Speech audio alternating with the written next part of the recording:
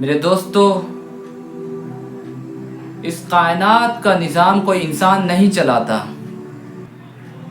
بلکہ جو کائنات کا نظام چلا رہا ہے وہ بہت بڑی طاقت ہے، جس کا نام اللہ ہے، جو ساری کائنات کو اس قدر چلا رہا ہے کہ ایک سیکنڈ اگر غافل ہو جائے تو ساری کائنات کا نظام ٹوٹ پھوٹ کر برباد ہو جائے۔ موسیٰ علیہ السلام سے کوئی شخص نے پوچھا، موسیٰ کیا آپ کا رب سوتا بھی ہے؟ موسیٰ علیہ السلام پہنچ گیا اللہ تعالیٰ سے باتیں کرنے، اے اللہ ایک بندے نے پوچھا ہے کہ آپ سوتے بھی ہیں؟ موسیٰ علیہ السلام کو اللہ نے فرمایا کہ تم رات کے حصے میں ایک پیالہ اپنے ہاتھ میں لینا، اس میں پانی بھر کر، اور کھڑے رہنا، سونا نہیں۔ تو موسیٰ علیہ السلام پیالہ لیے اپنے ہاتھ میں اور رات کے وقت نہیں سوئے اور جاگنے کی کوشش کرے۔ موسیٰ علیہ السلام کو نیند کے غلبے آ رہے ہیں لیکن پیالہ ایسے پکڑے ہوئے ہیں۔ جب موسیٰ علیہ السلام کو نیند کا غلبہ زیادہ آیا تو پیالہ گرا اور ٹوٹ پھوٹ کر رہ گیا۔ تو اللہ تعالیٰ نے موسیٰ علیہ السلام کو کہا کہ اگر آپ کا رب ایک سیکنڈ کے لیے اگر غافل ہو جائے تو کائنات کا یہی حال ہوگا۔ مخلوقات پر اتنے سارے احسانات کیے ہیں نا کہ اگر وہ گننا چاہے تو وہ گن نہ پائے۔ انسان پر، جنات پر، درندے پر، پرندے پر، جانوروں پر، ساری مخلوق پر اتنے بے شمار احسانات کیے کہ وہ سوچ بھی نہ سکے۔ اللہ کے نبی صلی اللہ علیہ وسلم نے فرمایا، اگر آدم علیہ السلام سے لے کر آخری قیامت کے دن جو آدمی پیدا ہوگا وہاں تک، اور سارے جنات جہاں سے ان کی پیڑھی شروع ہوئی ہے اور جہاں جا کر ختم ہوگی، وہ سب ایک میدان میں کھڑے ہو جائیں اور اللہ تعالیٰ کی تعریف کرنا شروع کر دیں، تو بھی اللہ کی تعریف کرنے کی وجہ سے اللہ کی شان میں تھوڑا بھی زیادتی نہیں ہوگی۔ اللہ کی شان اس بلندیوں پر ہے کہ سارے کے سارے انسان اور جنات مل کر تعریف کرنا چاہیں تو بھی اللہ کی شان کو بڑھا نہیں سکتے، اور سارے کے سارے انسان اور جنات مل کر اگر اللہ کی تعریف کرنا بند کر دیں تو بھی اللہ کی تعریف میں ذرہ برابر بھی فرق نہیں ہوگا۔ کہ اگر سارے کے سارے انسان اور جنات ایک میدان میں اکٹھا ہو جائے اور اللہ تعالیٰ سے اپنی مرادیں مانگیں، اپنی دعا کو قبول کروائے، اللہ سے اپنے استطاعت کے مطابق مانگیں، تو اللہ تعالیٰ سارے کے سارے انسان اور جنات کو اس کی کہی ہوئی دعا کے مطابق اس کو سب کچھ عطا کر دیں، پھر بھی اللہ کے خزانے میں ذرہ برابر بھی فرق نہیں پڑے گا۔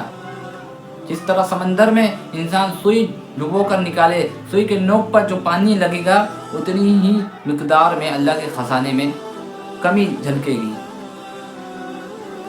اتنے سارے احسانات کیے اللہ تعالیٰ نے کہ اگر کوئی شخص اس احسان کے لیے اللہ کی تعریف کرنا چاہے، سارے کے سارے علامہ، سارے کے سارے مفتی، سارے کے سارے عالم، سارے کے سارے نیک لوگ، جتنے بھی نیک لوگ ہیں، اللہ کے نیک بندے کہلائے جاتے ہیں، اگر سب لوگ اللہ کی تعریف کرنے کے لیے ساتوں سمندر کے پانی کو چاہی بنا دیں اور جتنے پیڑ پوری دنیا میں ہیں سب کو قلم بنا دیں اور اللہ کی تعریف کو لکھنا شروع کر دیں، ایک دن آئے گا کہ قلم اور شاہی ختم ہو جائے گی لیکن اللہ کی تعریف کا ذرہ برابر بھی حق ادا نہیں ہو پائے گا۔ لیکن اپنے بندوں کا اللہ رب العزت کے یہاں پہ بہت ہی بڑا مرتبہ اور مقام ہے کہ اگر کوئی بندہ اللہ کی تھوڑی سی بھی تعریف کرتا ہے تو اللہ اس پہ اتنے خوش ہوتے ہیں کہ فرشتوں میں فخر فرماتے ہیں، کہتے ہیں کہ تم گواہ رہنا، کل آخرت کے دن میں اس کی ضرور مغفرت کر دوں گا۔ پوری کائنات کو اس طرح چلا رہا ہے کہ ساری مخلوق کی سوچ نہیں پہنچ سکتی۔ آسمان کو زمین سے جدا کر کے ٹکایا ہے کہ اگر اللہ غافل ایک سیکنڈ کے لیے ہو جائے تو دونوں آپس میں مل کر تباہ و برباد ہو جائے، لیکن اللہ کوئی بھی چیز سے غافل نہیں ہے، اپنے بندوں سے اتنی محبت کرتا ہے۔ کوئی بندہ غلطی کر دے، کوئی گناہ کر دے اور اللہ سے ندامت ہو کر توبہ کرے، معافی مانگے، تو اللہ رب العزت کسی کی پرواہ نہیں کرتے۔ اللہ قارون کو بھی معاف کر دیتا، فرعون کو بھی معاف کر دیتا اگر وہ اپنے وقت کے نبی کی بات مان کر توبہ کر لیتے۔ قارون نے کیا کیا تھا؟ قارون کا واقعہ تھوڑا بتاتا چلوں۔ قارون جو تھا موسیٰ علیہ السلام کے وقت کا بادشاہ تھا، نہ کہ بادشاہ موسیٰ علیہ السلام کا چچا زاد بھائی۔ موسیٰ علیہ السلام کو اللہ نے حکم دیا کہ قارون کے پاس اتنا مال ہے، اس کی مال میں سے غریبوں کا جو میں نے حق دیا اس سے جا کر اس سے زکوٰۃ مانگو 10%۔ موسیٰ علیہ السلام گئے قارون کے پاس، قارون تجھے اللہ نے اتنے مال و دولت سے نوازا ہے تو غریبوں کا جو حق اللہ نے رکھا ہے تجھے حق ادا کرنا پڑے گا، اللہ کا حکم ہے۔ قارون کہنے لگا میری ملکیت سے، میرے مال سے میں کیوں خرچ کروں، یہ تو میرا مال ہے۔ تو موسیٰ علیہ السلام نے فرمایا کہ یہ تیرا مال نہیں ہے بلکہ اللہ کا مال ہے جو اللہ نے تجھے دیا ہے، اور غریبوں کا حق جو لگایا وہ تجھے دینا پڑے گا۔ قارون کو بڑی مشکل سے سمجھایا تو قارون مان گیا، ٹھیک ہے میں بتاتا ہوں، میں تمہیں کسی طرح مشکل سے مانا۔ تو موسیٰ علیہ السلام کے خلاف قارون کے دماغ میں سازش رچنے کا بھوت سوار ہوا۔ قارون نے ایک عورت کو بلایا، کہا کہ تجھے بس یہ کام کرنا ہے، موسیٰ علیہ السلام پر زنا کا الزام لگانا ہے، اس کے بعد میں تجھے ہر ایک وہ چیز دے دوں گا جو تو چاہتی ہے۔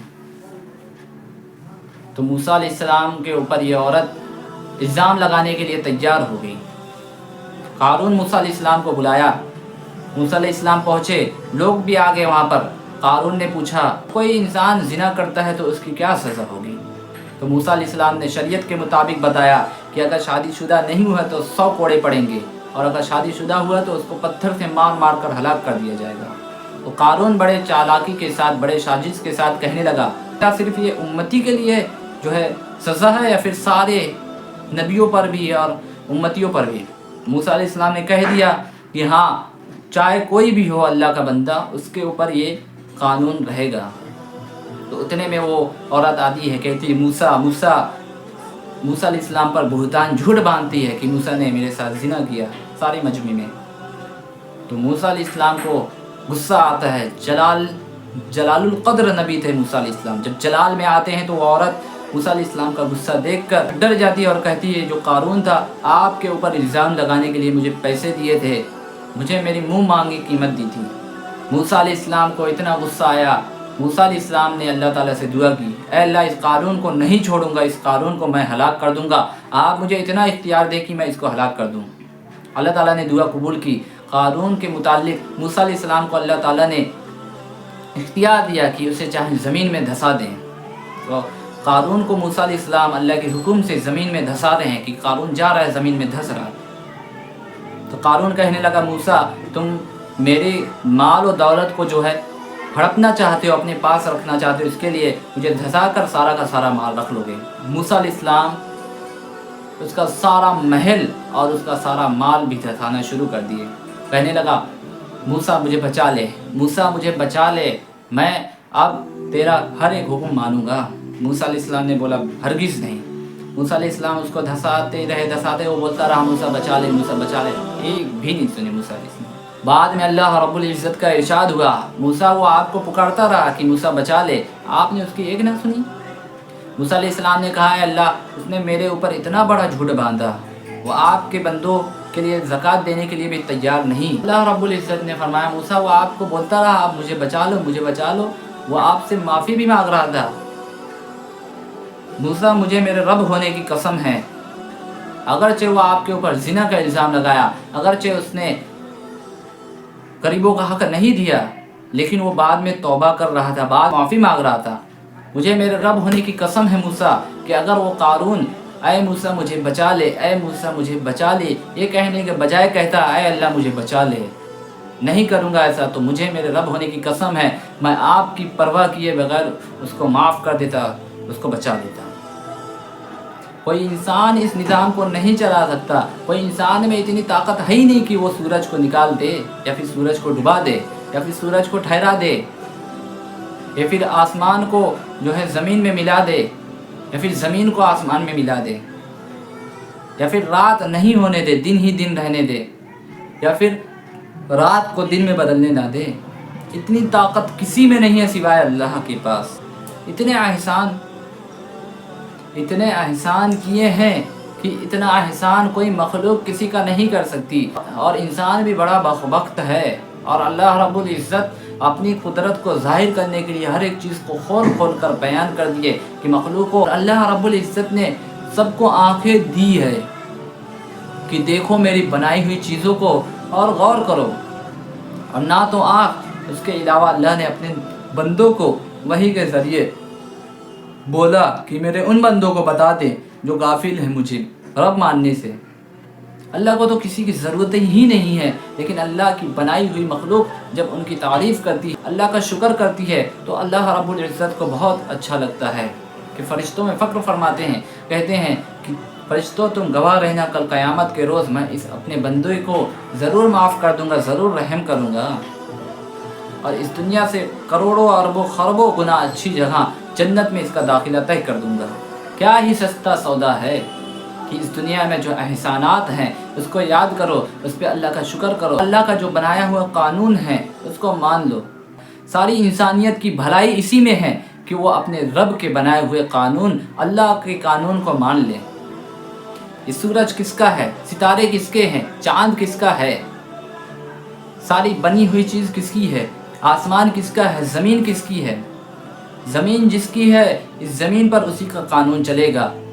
उसके कानून के अलावा अगर कोई अपना कानून चलाने की कोशिश करेगा तो वो खुला बागी है, पागल है, अपने आप को बर्बाद करने के लिए ईंधन को इकट्ठा कर रहा है। अल्लाह हिसाब व किताब किसी का नहीं लेता, किसी को हश्र के मैदान में इतनी मुशक्क़तें सहने नहीं देता अगर कोई इंसान समझ नहीं रखता। और दूसरी चीज़ें आपको समझ आती है, कोई इंसान एक एहसान कर दे उसके पैर पकड़ते, और जो रब इतने सारे एहसानात किए आज वो क्यों नहीं याद आता। अगर कोई मामूली सा इंसान जो आप जैसा दिखता है वो एक हल्का सा ज़र्रा बराबर आपको नफ़ा दे दे, आपकी कोई किस्म की हेल्प कर दे, चंद रुपए दे दे, आप उसके एक एहसान के वजह से आप पैरवी करते हो। यहाँ तो आपकी सलाहियत चलती है, लेकिन जो इतने एहसान खोल कर बिछा कर दे दिए तुम्हें, वो क्यों नहीं याद आता। अल्लाह रब्बुल इज़्ज़त हिसाब व किताब नहीं लेता अगर वो किसी रसूल को इस दुनिया में समझाने के लिए, इंसानों की रहबरी के लिए नहीं भेजता।